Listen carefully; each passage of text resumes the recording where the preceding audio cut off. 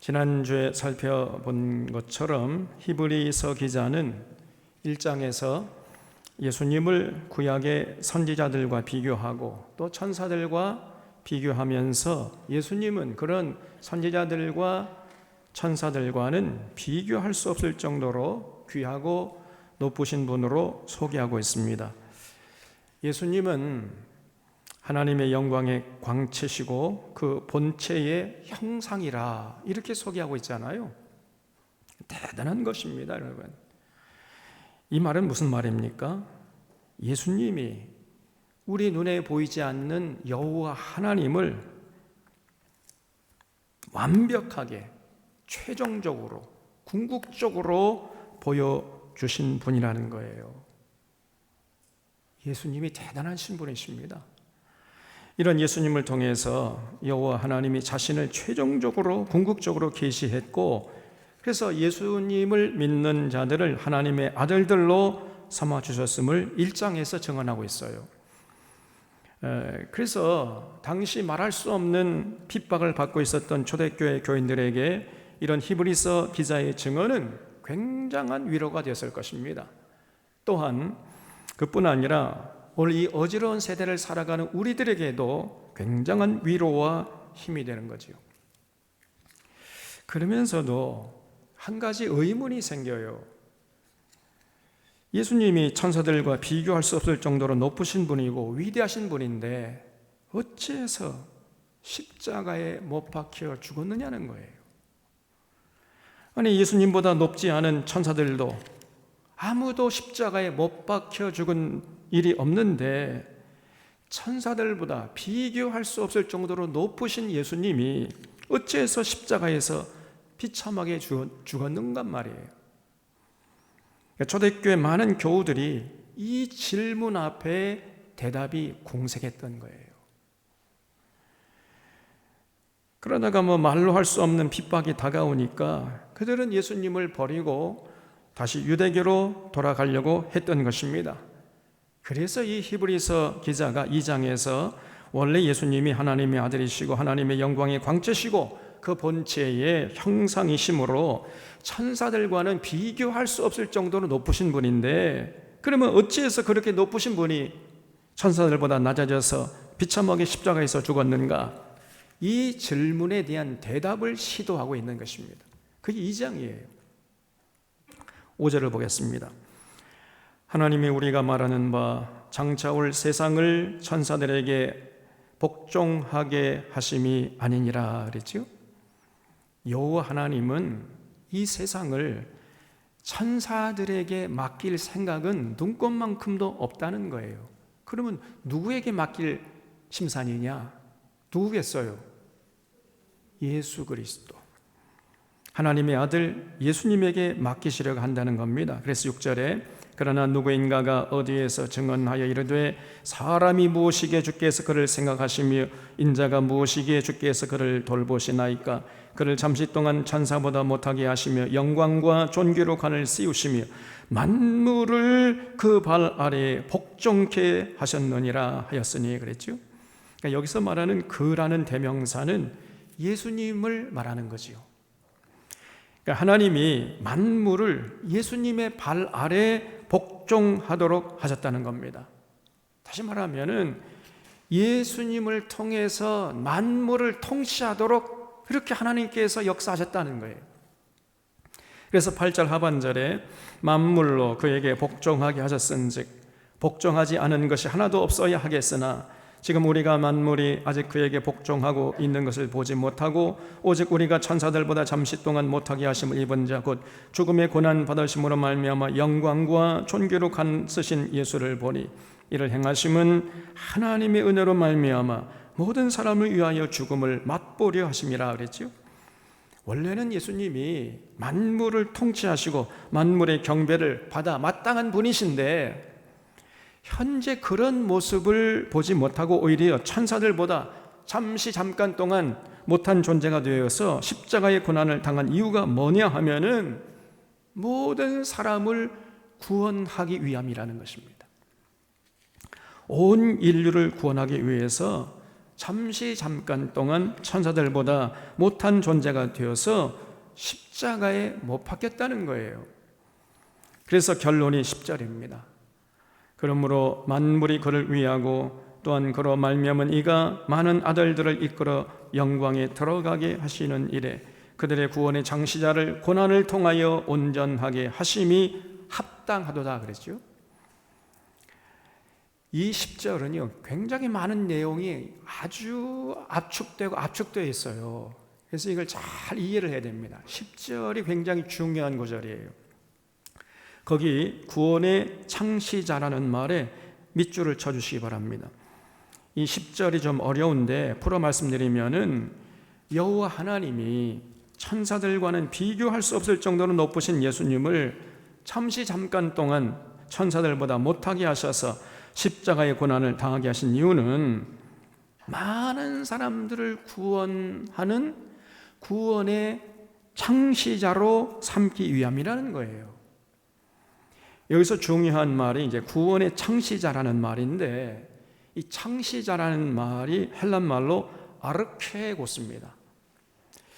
이 아르케고스라는 헬란 말은 선봉장, 개척자 혹은 창시자 이런 뜻이에요. 여름에 홍수가 나잖아요. 홍수가 나면 어떻게 됩니까? 달이 마저 붕붕 그냥 떠내려가 버리잖아요. 그러면 이쪽에서 저쪽으로 강을 건널 수가 없지요. 그때 용감하게 그 헤엄을 쳐가지고 이쪽에서 저쪽으로 건너가가지고 이쪽과 저쪽 밧줄을 매서 모든 사람들을 건너가게 하는 이러한 개척자, 선봉장, 이게 바로 아르케고스예요. 그래서 우리말로 하면은 선봉장, 개척자, 창시자란 말로 우리가 번역할 수 있는 것이죠. 그래서 여러분, 예수님이 우리의 구원의 창시자가 되시기 위해서 잠시 잠깐 동안 천사보다 못한 존재가 됐다는 거예요. 예수님께서 친히 말씀하시기를 내가 곧 길이요 진리요 생명이니 나로 말미암지 않고는 아버지께로 갈 자가 없다 그랬잖아요. 예수님이 길이 되었어요. 길. 어떤 길이냐? 구원의 길. 그 구원의 길을 이렇게 개척해가지고 닦아놓으신 분, 그래서 우리는 그 길을 통해서 이제 하나님 아버지께 나아갈 수 있게 하신 그분이 바로 예수님이시라는 것입니다, 여러분.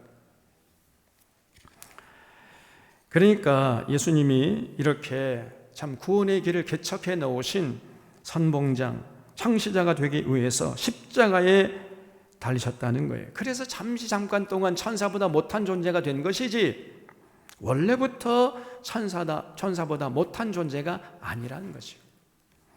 그래서 사실 여러분, 예수님이 잠시 잠깐 동안 천사보다 못한 존재가 되었다는 말 속에는 예수님께서 당하신 그 말로 표현할 수 없는 고난과 고통이 숨어 있는 것입니다. 이걸 우리가 놓쳐서는 안 돼요. 구원의 창시자가 그냥 저절로 된 것이 아니라는 것입니다, 여러분. 하나님의 아들이시고 하나님의 영광의 광채시고 형상이신 예수님이 사람들의 조롱을 받아야 했고 그 무서운 십자가의 거친 고통을 감내해야 했던 것입니다. 여러분, 십자가 형틀은 인류가 고안해낸 형틀 중에서 가장 잔인한 형틀이에요. 먼저 십자가에 달릴 죄수를 십자가에 매달리기 전에 회초리로요 그 채찍질을 합니다. 죽도록 때리는 거예요, 그냥. 그 당시 로마 시대 때 이 로마 군인들이 휘두른 채찍 맨 끝에는요 중금속에 달려 있었어요. 그래서 한번 채찍을 휘두르면요 온몸을 휘감고 나가는데, 휘감고 나갈 때 그냥 나가는 살점을 다 파먹고 나가는 거예요. 살점을 다 뜯어버리는 것입니다.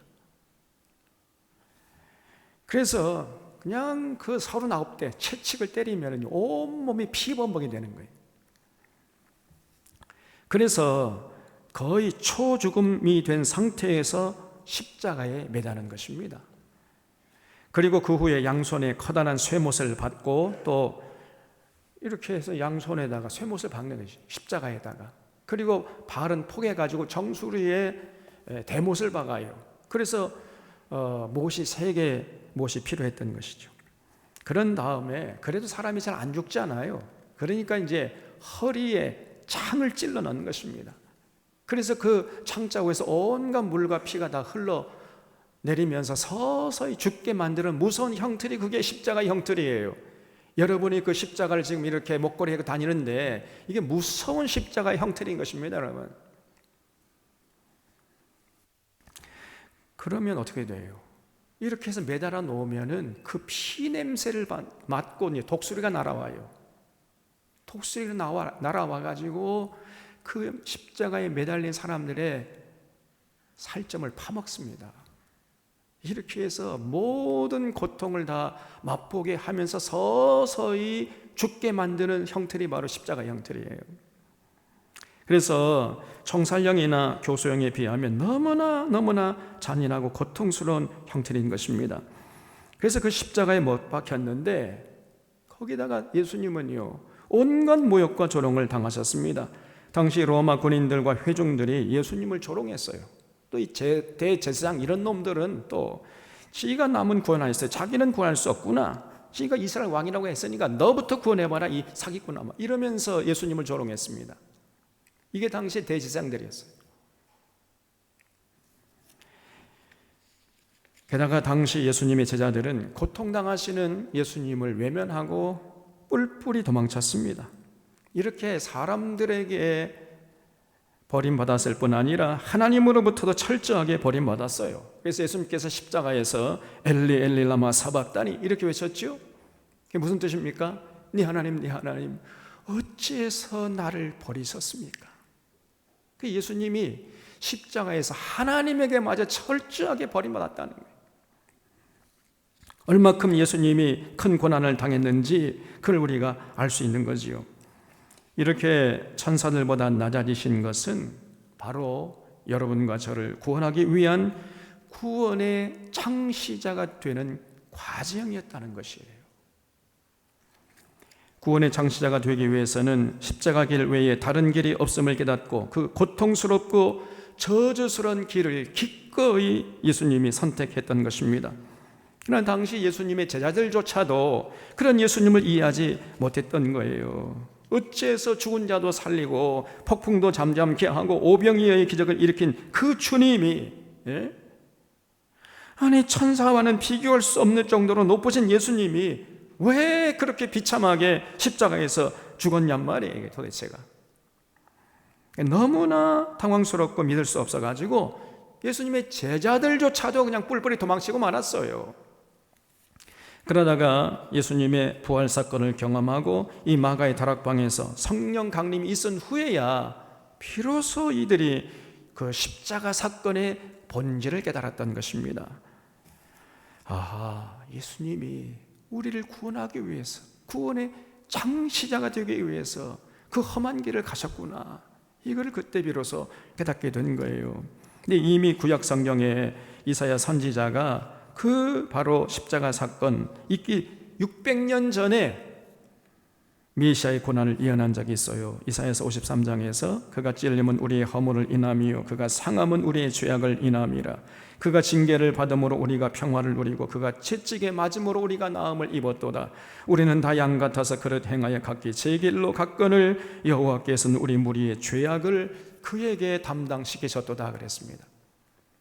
바로 이 이사야의 예언은 예수님의 십자가 사건이 있기 600년 전에 이미 예언해 놓은 것이에요.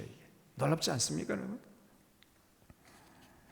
그래서 예수님의 십자가 사건이 바로 우리가 받을 징계를 대신 받은 것임을 예언해 놓은 거지요. 예수님이 십자가의 징계를 받음으로 우리가 하나님과 평화를 누릴 수 있게 되었고, 예수님이 채찍에 맞음으로 우리가 나음을 받을 수 있게 된 것이죠. 이 진리를 바울이 이제 로마서 3장 25절 이하에서 이렇게 표현하고 있습니다. 이 예수를 하나님이 그의 피로 인하여 믿음으로 말미암는 화목제물로 세우셨으니 이는 하나님께서 길이 참으시는 중에 전에 지은 죄를 간구하심으로 자기의 의로우심을 나타내려 하심이니 곧 이때에 자기의 의로우심을 나타내서 자기도 의로우시며 또한 예수 믿는 자를 의롭다 하려 하심이니라 그랬죠. 많은 사람들이 쉽게 생각을 합니다. 아니 하나님은 하나님이시니까, 아니 하나님이 어떤 존재예요? 하나님은 자기 마음대로 할 수 있는 분 아닙니까? 하나님보다 높은 분 없으니까요. 그렇잖아요. 아니, 하나님은 하나님이시니까, 아니, 굳이 예수님을 십자가에서 죽게 하지 말고 그냥 인류의 죄를 용서하면 될 거 아니냐 말이에요. 그래도 누가 뭘 할 사람이 있느냐 말이에요. 이렇게 쉽게 생각을 해요. 아닙니다, 여러분. 아무리 하나님이라도 죄를 함부로 사하실 수가 없어요. 왜 그럽니까? 만약에 그렇게 한다면은 하나님의 거룩성이 훼손되기 때문입니다. 그래서 하나님이 죄를 사하시려면 누군가가 대신 죄값을 치러야 했던 거지요. 그래서 하나님이 생각해 내신 방법이 독생자 예수 그리스도로 대신 십자가에서 죽게 하는 것이었어요. 이렇게 해서 하나님의 거룩성도 훼손되지 않으면서 죄인된 우리들도 용서할 수 있는 그 길을 열어 놓으셨단 말이에요. 그게 바로 구원의 창시자가 되는 길이었던 것입니다. 예수님이 공생의 기간 중에 스스로 말씀하시기를 인자에 온 것은 섬김을 받으려 함이 아니요 도리어 섬기려 하고 자기 목숨을 많은 사람의 대성물로 주려 함이니라 그랬습니다. 예수님은 우리가 받을 저주를 대신 받으려고 이 땅에 오신 것이죠. 그리고 그 목적대로 우리의 구원을 위해서 화목제물로 십자가에 자신의 몸을 바쳤던 것입니다. 지금부터 한 20년 전쯤에 그 4대 메이저 일간 신문에다가요, 통일교에서 기독교를 비난하는 전면 광고를 실은 적이 있었습니다. 누가 예수를 십자가에서 죽기 위해 왔다고 가르치는가? 이런 광고를 아주 대문자하게 실은 적이 있었어요. 예수님이 이 땅에 오실 때 십자가에서 원래는 죽기 위해 오신 것이 아니라는 거예요. 원래는 하나님 나라 운동을 펴기 위해서 왔는데 그 하나님 나라 운동이 실패로 돌아가서 어쩔 수 없이 마지못해서 십자가에서 죽었다는 것입니다. 그래서 예수님의 십자가는 하나님 나라 운동의 실패의 결과물이라는 거예요. 이런 식으로 대대적으로 광고를 한 적이 있었어요. 그래서 여러분, 십자가는 하나님 나라 운동의 실패의 결과지 우리를 위한 화목제물이 아니라는 것이죠. 예수님이 십자가의 죽음을 우리를 위한 화목제물이라고 가르치는 것은 사람들을 우롱하는 우민정책 1호라는 것입니다. 우민정책 1호, 이게 바로 사람들에게 예수님이 우리 대신 십자가에서 죽었다고 가르치는 것이라는, 그게 우민정책 1호라는 거예요. 이런 주장은 성경의 가르침을 지금 정면으로 대적하고 있잖아요. 여러분, 천사와 비교할 수 없을 정도로 높고 위대하신 예수님이 어째서 십자가에 달리셔서 천사보다 잠깐 동안 못하게 됐습니까? 하나님 나라 운동을 펼치다가 실패해서 마지못해서 십자가에 달린 것이 아니고 우리의 구원의 창시자가 되기 위함이었던 것이에요. 이것이 성경이 가르치는 위대한 진리인 것입니다. 11절에 거룩하게 하시는 이와 거룩하게 함을 입은 자들이 다한 근원에서 난지라. 그러므로 형제라 부르시기를 부끄러워하지 아니하시고 그랬죠. 거기 거룩하게 하시는 이는 누구를 말하겠어요? 예수님이죠. 또 그러면 거룩하게 함을 입은 자는 누구요? 예수님을 통해 구원받은 성도들, 여러분과 저를 말하는 것이요. 그러니까 예수님이 구원받은 저와 여러분들을 형제라고 부르기를 조금도 부끄러워하지 않는다는 거예요. 놀라운 얘기 아닙니까? 예수님이 천사와는 비교할 수 없을 정도로 높고 위대하신 분인데 어째서 십자가에 달리셔서 천사보다 못한 존재가 되었는가? 첫째는요, 우리의 구원의 창시자가 되기 위함이었고, 두 번째는 예수님을 통해서 거룩함을 입은 자들, 그런 자들 향해서 이제 너희들은 내 형제다 이렇게 부르기 위함이라는 거예요. 여러분, 놀라운 사실 아닙니까?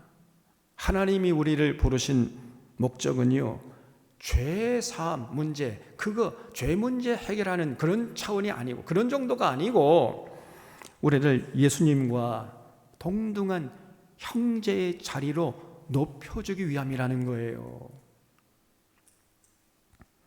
얼마나 놀라운 말씀입니까, 여러분? 히브리 기자뿐 아니라 바울도 이런 비슷한 말을 했어요. 그리스도의 장성한 분량이 충만한 데까지 이제 자라가라, 이렇게 권면하고 있거든요. 그러니까 예수님과 같은 위치까지 나아가도록 우리를 부르셨다는 것입니다, 여러분. 또 베드로도 비슷한 말을 했는데, 이로써 그 보배롭고 지극히 큰 약속을 우리에게 주사 이 약속으로 말미암아 너희가 정욕 때문에 세상에서 썩어질 것을 피하여 신성한 상품에 참여하는 자가 되게 하려 하셨느니라 그랬어요. 하나님이 우리를 부르신 목적이 뭐냐? 신성한 상품에 참여하는 자가 되게 하려고 불렀다는 겁니다, 여러분. 대단한 거 아닙니까? 쉽게 말하면 우리를 하나님처럼 높여주려고 불렀다는 거예요. 예수 믿는 것이 단지 죄 문제 해결하는 이런 차원이 아니고, 우리를 하나님처럼 되게 하려고, 신의 성품에 참여한 자가 되게 하려고 불렀다는 거예요. 이게 성경이 가르치는 진리인 것입니다, 여러분. 그래서 우리를 향하신 하나님의 기대는 참 높고도 높은 겁니다. 우리를 예수님의 형제의 자리까지 높여주려고 우리를 부르셨고, 그래서 그 귀하고 높으신 예수님이 우리를 이제는 더 이상 내 종이다 이렇게 말하지 않고 내 형제여 이렇게 부르기를 부끄러워하지 않으신다는 겁니다, 여러분. 그렇게 하기 위해서 먼저 예수님이 하신 일이 있었는데, 그것이 14절 이하에 기록되어 있습니다. 자녀들은 혈과 육에 속하였음에 그도 또한 같은 모양으로 혈과 육을 함께 지니심은 죽음을 통하여 죽음의 세력을 잡은 자 곧 마귀를 멸하시며 또 죽기를 무서워함으로 한평생 매여 종로로 타는 모든 자들을 놓아주려 하심이니, 이는 확실히 천사들을 붙들어 주려 하심이 아니 오직 아브라함의 자손을 붙들어 주려 하심이라. 이러므로 그가 범사의 형제들과 같이 되심이 마땅하도다. 이는 하나님의 일에 자비하고 신실한 대제사장이 되어 백성의 죄를 속량하려 하심이라. 그가 시험을 받아 고난을 당하셨은즉 시험 받는 자들을 능히 도우실 수 있느니라 그랬죠. 거기 죽음을 통하여 죽음의 세력을 잡은 자 곧 마귀를 멸하시며 줄을 쳐주시기 바랍니다. 여러분, 마귀가 누구냐? 마귀가 누구예요? 마귀의 지금 정체를 여기서 폭로하고 있지요. 마귀가 누군가 하면 죽음을 통해 죽음의 세력을 잡은 자, 이게 바로 마귀라는 거예요. 이게 예수님이 오시기 전에는 마귀가요, 이 죽음이라는 무기를 가지고 온 세상 사람 위에 굴림해 왔던 것입니다. 너 내 말 안 들으면 내 죽여버려, 이렇게 죽음으로 수위협을 했어요. 공갈 협박을 한 거지요. 그러면 거기에 모든 사람들이 다 굴복을 한 겁니다. 두려워하면서 벌벌 떠는 거지요. 그런데 예수님에게는 그 마귀의 공갈 협박이 통하지 않았다는 거예요. 너 내 말 안 들으면 죽여버려? 그래? 죽여라. 이러면서 예수님이요, 그냥 십자가에 제 발로 걸어 올라가 버렸었어요. 그냥 죽음으로써 죽음의 권세를 산산조각 내버리신 것이죠. 그 마귀가 전가의 포도처럼 휘두르던 이 죽음이라는 무기를요, 예수님이 죽음으로써 산산조각 내버리신 거예요. 그래서 죽음이 무서워가지고 마귀에게 한평생 종로로 타던 이런 사람들을 해방시키시고, 그렇게 해방된 여러분과 저를 형제라고 부르시기를 조금 더 부끄러워하지 않으신다는 것입니다, 여러분. 이처럼 예수님이 잠깐 동안 천사보다 못한 존재가 되신 것은 두 가지 목적이 있었던 거죠. 구원의 창시자가 되기 위한 것이었고, 또한 우리를 마귀의 종로를 해서 해방시켜서 우리를 예수님처럼 예수님의 그 형제의 반열에 올려놓기 위함이었던 것이죠. 그래서 히브리 기자는 성도는 이제 더 이상 마귀의 종이 아니고 예수님의 형제라는 그런 정체성을 가지고 예수님처럼 살아야 함을 우리에게 가르치고 있는 것입니다. 여러분, 우리가 누구냐? 우리는 예수님의 형제들이에요. 동의하십니까? 그렇게 귀하고 높고 높으신 예수님의 형제들이니까 우리가 대단한 존재들이란 말이에요. 이해를 잊지 마셔야 됩니다. 자, 그러면은 형제라는 것은 뭘 의미합니까? 누가 형제지요? 예수님께서 이 질문에 답한 적이 있어요. 누가 내 형제냐?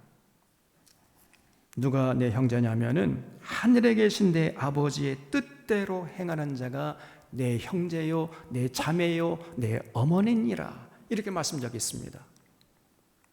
여러분, 예수님의 형제라고 한다는 것이 무슨 의미예요? 우리가 예수님처럼 생각하고 예수님처럼 말하고 예수님처럼 살아간다는 그런 의미를 갖고 있는 것입니다. 하나님 아버지 뜻대로 행하는 자가 내 형제고 내 자매다. 그럼 하나님의 뜻이 뭐예요? 더불어 살라는 것이요. 하나님 사랑하고 이웃과 더불어서 살아라. 더불어 사는 삶을 살아가는 자가 예수님의 형제라는 거예요. 예수님의 형제. 그래서 예수님의 삶을 한마디로 요약하면요, 더불어 살아가는 삶이었습니다. 예수님은 특별히 가난한 자들, 소외된 자들, 병든 자들, 사회에서 낙오된 자들과 어울리셨어요. 그 사회에서 아무도 사람 대접을 하지 않는 이러한 자들, 아무런 존재 가치가 없는, 그래서 사람들에게 무시당하고 엉들림을 받는 이런 자들, 사람 대접받지 못하는 이런 자들을 따스하게 품어주시면서 그들을 진정으로 사람 대접을 해주셨어요. 그러므로 구원의 창시자를 따라가려는 자들, 그래서 예수님의 형제들도 예수님처럼 더불어 살아가는 이런 삶의 모습을 결코 잃지 말아야 돼. 이런 사람이 예수님의 형제가 되는 거예요. 또 구원의 창시자 되시는 예수님을 통해서 예수님의 형제된 자들은 이제 반드시 더불어 사는 관점으로 세상을 볼 수 있어야 됩니다. 제가 오늘 주보에도 썼습니다마는 프레임의 법칙이라는 게 있어요. 똑같은 상황이라도 어떤 틀을 갖고 상황을 해석하느냐에 따라서 그 사람의 행동이 달라진다는 거죠. 프레임이란 말이 원래는 이 프레임이죠. 저 프레임, 창틀, 프레임, 창틀이라는 뜻인데 다른 뜻으로는 관점 또는 생각의 틀, 이런 뜻이 있습니다. 여러분, 여대생이 밤에 술집에서 아르바이트를 한다면 사람들은 손가락질을 하겠지요. 그러나 술집에서 일하는 아가씨가 학교 다니면서 열심히 공부하면 사람들은 칭찬을 아끼지 않을 것입니다. 똑같은 상황인데 왜 이렇게 평가가 달라져요? 프레임이 다르기 때문이에요. 세상을 보는 프레임이 다르기 때문에 이렇게 해석이 달라질 수밖에 없는 것입니다. 그래서 우리가 어떤 프레임을 갖고 있느냐, 어떤 프레임이 우리 안에서 작동하고 있느냐, 이게 정말 중요한 것이에요. 그래서 우리 모든 믿는 사람들은, 그래서 구원의 창시자 되시는 예수님을 통해서 예수님과 형제된 자들은요, 항상 더불어 살아가는 이 삶이라는 이러한 프레임으로 세상을 볼 수 있어야 돼요. 그게 진짜 예수님의 형제들인 것입니다. 어느 날 친구들끼리 예배 드리러 가는 중에 한 친구가 물었습니다. 자네는 기도 중에 담배를 피워도 된다고 생각하는가? 글쎄 잘 모르겠는데 그럼 우리 목사님께 한번 가서 여쭤보게나 해서 이제 한 친구가 목사님 가서 물었습니다. 목사님, 기도 중에 담배를 펴도 되나요? 목사님이 정색하면서 아니, 기도는 하나님과 나누는 엄숙한 대화인데 그 기도 중에 담배를 피우다니요? 절대 안 됩니다. 이렇게 대답을 해줬어요. 그래서 그 친구가 목사님의 답변을 전해주니까 그 다른 친구가 말하기를, 그래? 그럼 이번엔 내가 가서 한번 여쭤보겠네 하고는 목사님 가서 물었어요. 목사님, 담배 피는 중에 기도해도 될까요? 그랬더니 목사님 말하기를, 기도는 때와 장소가 필요 없습니다. 담배 피는 중에도 기도는 얼마든지 할 수 있고 할 수 있어야 합니다. 완전히 대답이 달라졌어요. 왜 이렇게 달라졌어요? 프레임이 달라졌기 때문이죠. 동일한 현상도 어떤 프레임으로 보느냐에 따라서 전혀 다르게 보이는 것입니다. 우리의 삶의 현장에서 날마다 일어나는 사건을 어떤 관점으로 보느냐, 우리 역사를 어느 관점으로 보느냐, 우리의 현실을 어느 관점으로 보느냐, 여기에 따라서 우리의 말과 행동과 우리의 삶이 달라지는 거예요.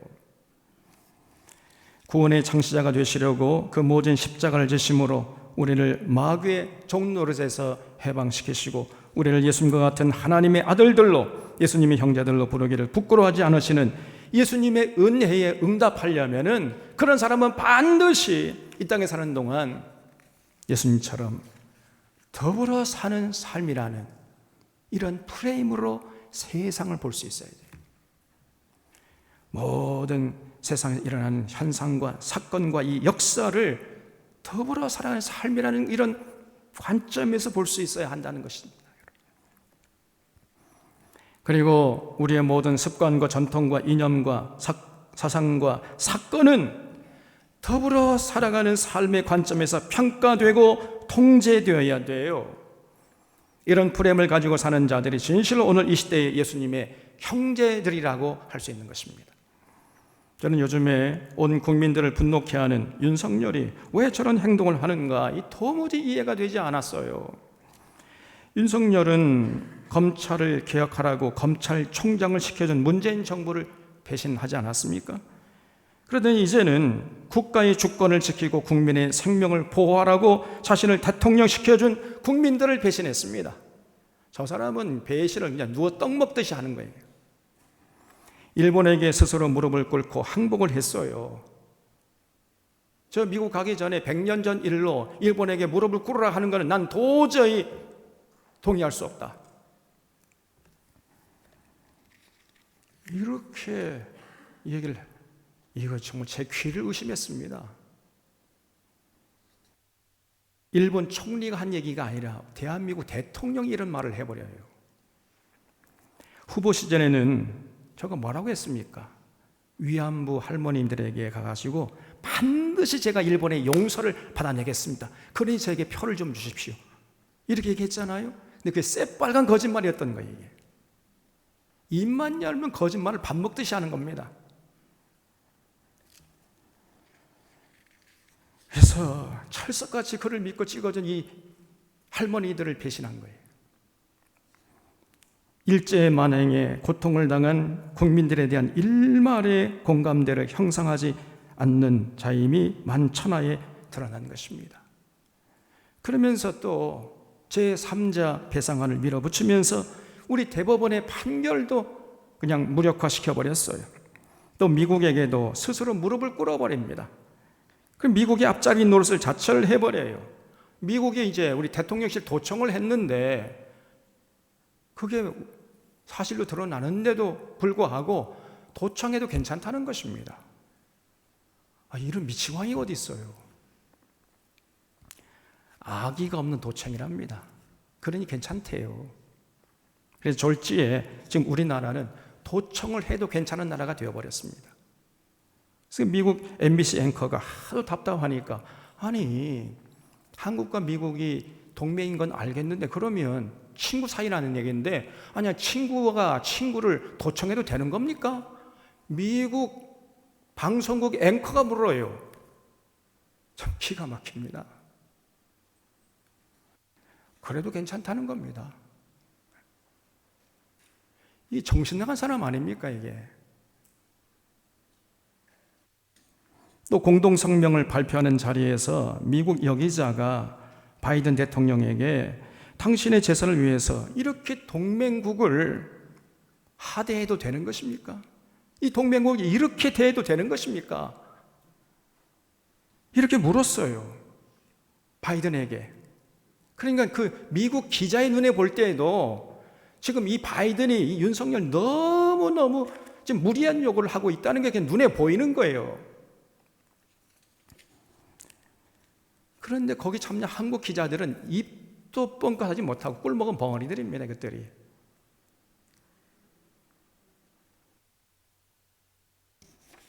또 미국의 요청을 받아서 우크라이나에 155mm 포탄 50만 발을 빼돌렸어요. 그래서 순식간에 대한민국이 러시아하고 이제 전쟁할 수 있는 교전국이 되어버렸습니다. 또 중국의 아킬레스건이라고 하는 대만 문제에 대해서 힘으로 현상을 변경하라는 것에 반대한다. 이런 미국의 입장을 대변하다가 중국으로부터 불장난하다가 불에 타 죽는다, 이런 험한 말을 들었어요. 이런 윤석열을 보면서 아니 도대체 저 사람이 왜 저렇게 행동을 하는가? 저렇게 행동하면서 자기가 얻는 유익이 뭐라고 저렇게 행동을 하는가? 아니 저 사람뿐 아니라 이 대한민국이 도대체 얻는 유익이 뭐라고 저렇게 행동을 하는가? 대통령이라는 작자가. 이게 도대체 이해가 되진 않았어요. 도대체 무슨 생각으로 이렇게 국익을 훼손하고 국가 경제를 낭떠러지로 밀어뜨리고 5천만 국민의 생존을 위험에 빠뜨리는지, 왜 이런 위험천만한 불장난을 하는지 도저히 이해가 되지 않았는데, 더불어 사는 삶이라는 프레임으로 곰곰이 생각해 보니까 이해가 되더라고요. 저는 이 윤석열이가 동네 바보인 줄 알았습니다. 등신 중에 상등신이고 그저 술이나 좋아하는, 마음 그냥 이웃집 옆 아저씨 같은, 술이나 좋아하는 이전 시정 잡배 같은 그런 사람이 용케 어떻게 대통령이 돼, 이렇게 생각을 했는데 그게 아니었어요. 저 사람은 범죄자입니다. 자기도 범죄자고 그 장모도 범죄자고 그 아내도 범죄자잖아요. 이미 감옥에 가 있어야 할 사람들이에요. 그러니까 윤석열이 자기 임기가 끝나면 이제 자기는 감옥행이다, 내 아내도 내 장모도 감옥 가야 된다, 이 사실을 알고 있겠지요. 알고 있을 겁니다. 그 정도는 알고 있어요. 그래서 어떻게 하면 내 미래를 보장받을 수 있을 것인가, 지금 이런 허망한 생각에 사로잡혀 있는 거예요. 원래 윤석열은 정치 세력이 없는 자 아닙니까? 검찰총장 하다가 갑자기 그냥 대통령 후보에 나왔으니까요. 그러니까 자기 정치 세력이 없다 보니까 자기 미래가 불안하거든요. 그래서 어떻게 하면 내 정치 세력을 만들어서 내 미래를 보장받을 것인가, 여기에 지금 골몰하고 있는 것입니다.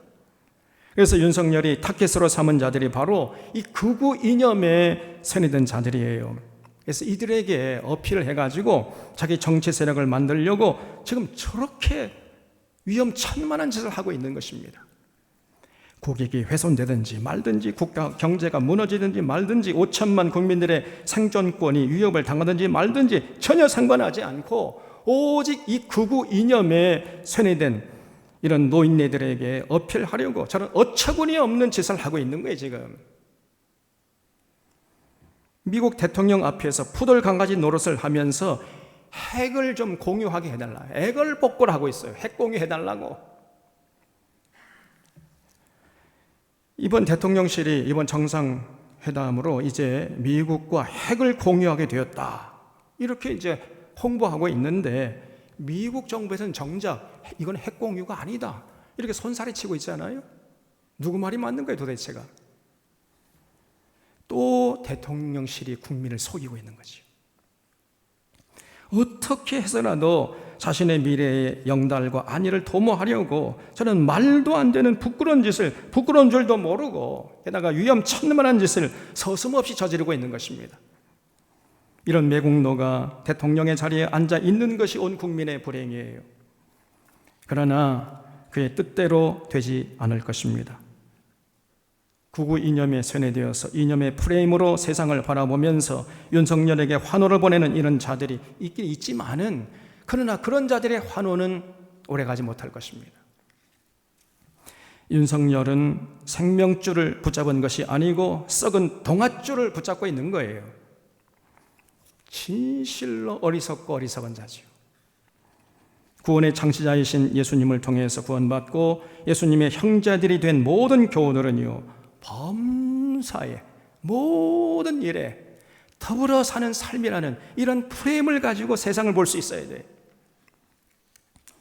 그래서 우리의 삶을 보고 우리의 역사를 보고 우리 주변의 사람들을 이런 프레임을 가지고 보려고 해야 돼요. 우리 가정에서, 직장에서, 인간관계 속에서 더불어 사는 삶이라는 관점으로 볼 때 우리 눈에 비늘이 벗겨지면서 세상을 올바로 볼 수 있게 될 것입니다. 무엇이 참이고 무엇이 거짓인지 알 수 있게 될 것이고, 누가 참 하나님의 사람이고 누가 참 예수님의 제자들인지, 누가 종교 사기꾼인지, 이런 것들이 분별이 될 것입니다. 그리고 진실로 이 어지러운 세상에서 마귀의 종으로 살지 않고 그 어둠의 세력들에게 휘둘리지 않고 좌로나 우로나 치우치지 않게 될 것입니다. 그리고 예수님처럼 예수님을 닮아가는 예수님의 형제로 살아가게 될 것입니다. 그 길에서 당하는 어떤 고난과 환난도 이겨내면서 참 평안과 기쁨과 참 자유함을 만끽하면서 살아가는 이런 참 신앙인이 되게 될 것입니다. 우리 사랑하는 샤론의 교우들이 그런 주인공들이 다 될 수 있기를 바랍니다.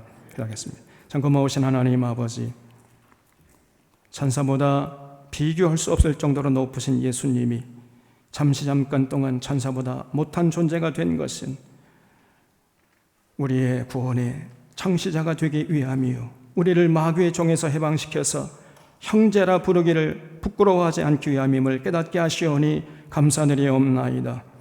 이 땅에 사는 동안 우리의 구원의 창시자요 우리의 형제이신 예수님을 닮아가는 참 신앙인들 되게 하여 주시옵소서. 예수님처럼 더불어 사는 삶이라는 프레임을 가지고 이 어지러운 세상을 살아가는 예수님의 형제들 다 되게 해 주시옵기를 바라옵고 예수님의 이름으로 기도하옵나이다. 아멘.